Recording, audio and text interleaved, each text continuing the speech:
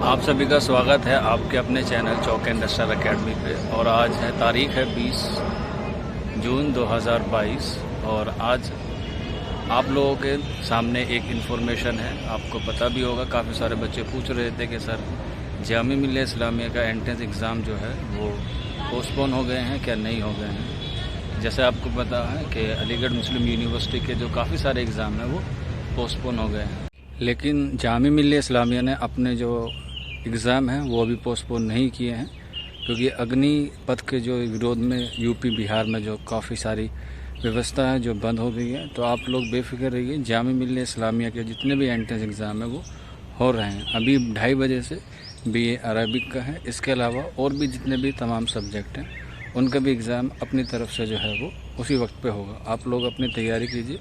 बाकी अभी तक जब तक मैं ये वीडियो बना रहा था तब तक कोई नोटिस नहीं आया। जैसे कोई नोटिस आएगा उसके बारे में आपको इन्फॉर्मेशन मिल जाएगी। आप लोग अपने सफ़र में अच्छे से आइए और थोड़ी सी एहतियात बरतिएगा।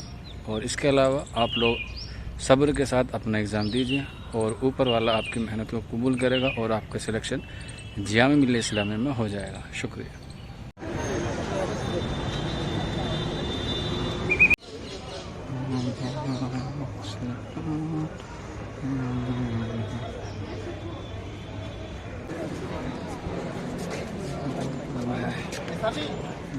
Sabi.